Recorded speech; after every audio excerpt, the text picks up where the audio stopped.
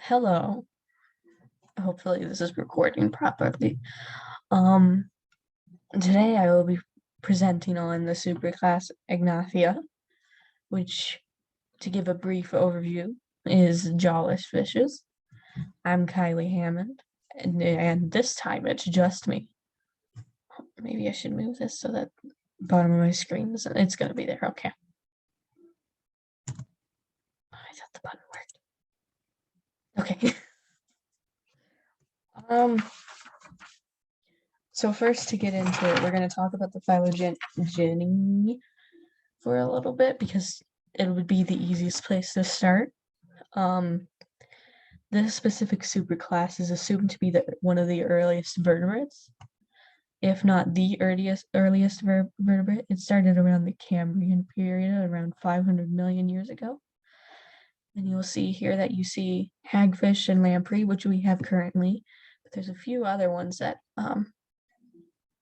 it is assumed stopped existing. An example is one of the ones we're going to talk about stopped existing around this Devonian period, and it's assumed because of the evolution of fish finally having jaws might have caused a decline in that specific one.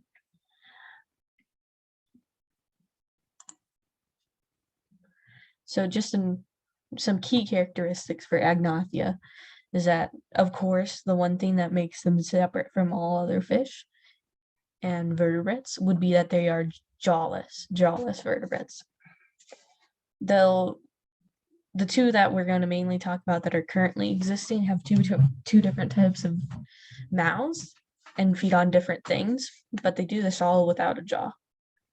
So they don't have any paired fins, so they don't necessarily move around like normal, like finned fish do. It's much more of an eel-like movement. They do not have a distinct stomach, just a long guts. They do have a quote-unquote a third eye, which is the light-sensitive pineal eye, which is near the pineal gland. They have a pretty simple heart, two-chambered heart. We're going to see that there's a difference between lamprey and the hagfish, which I actually find pretty interesting.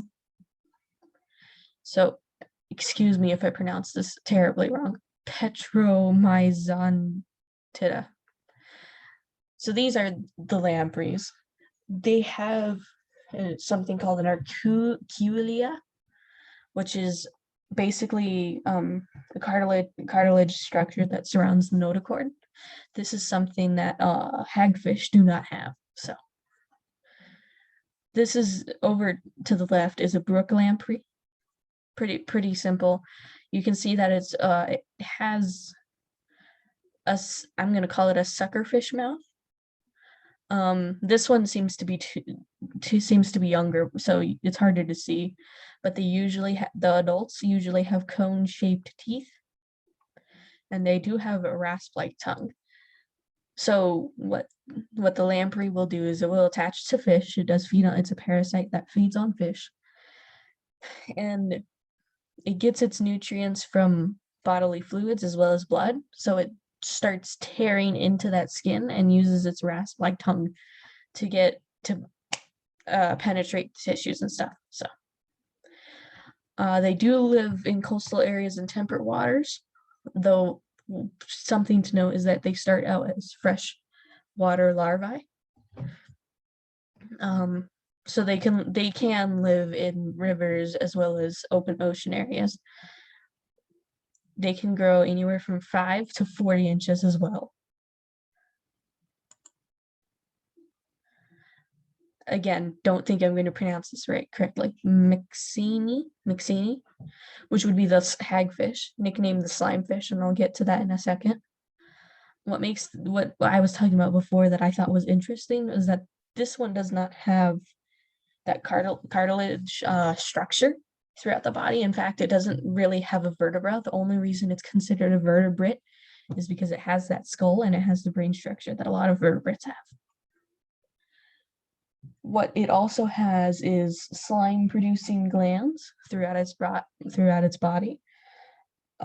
These glands produce thick, sticky slime, which is used as a defense mechanism, which that combined with the fact that hagfish can also knot up without that vertebrae, makes them pretty hard to catch by prey.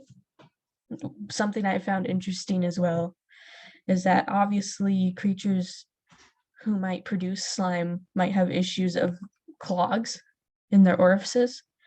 The hagfish can technically sneeze to remove slime from such orifices. This right here is the mouth, so it's got tentacle-like protrusions from the mouth. It's also got a rasp-like tongue, but as you can see here, it clearly doesn't have teeth necessarily on this quote-unquote lip area.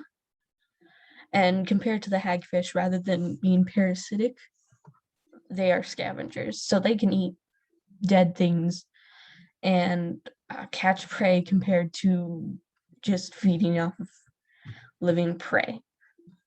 They live in cold ocean waters, and from what I've read up, they usually are bottom dwellers.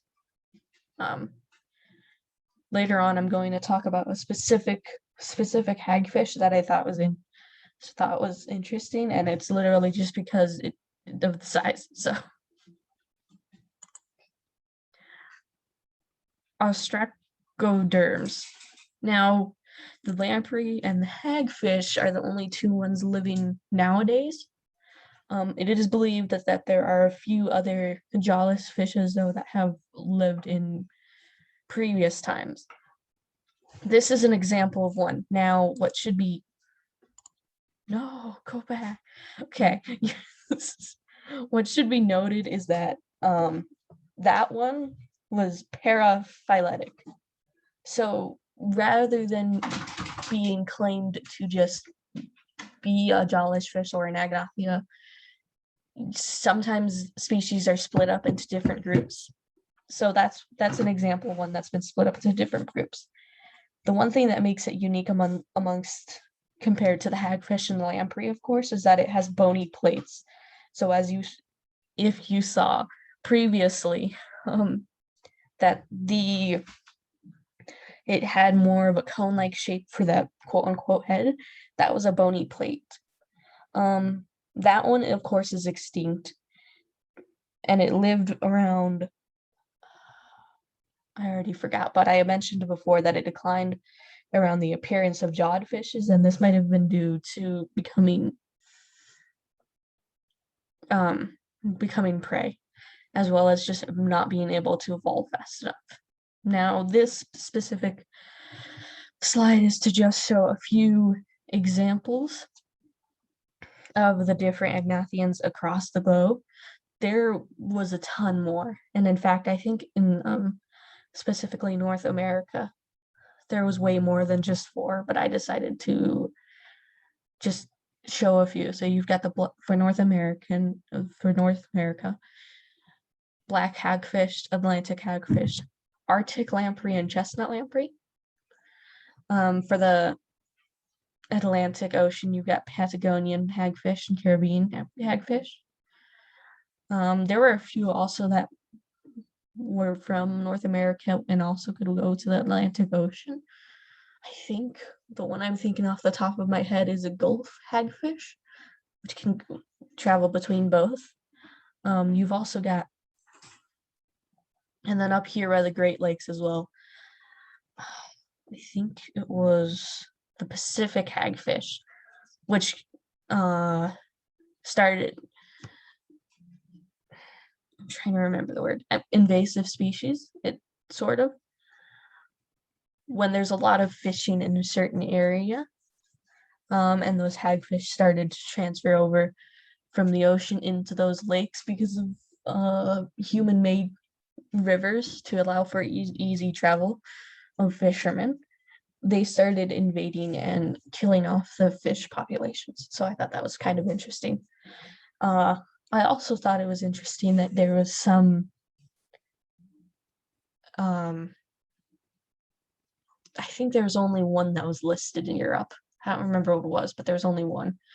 You've got, for Africa, you've got Cape hagfish, eight-gilled hagfish,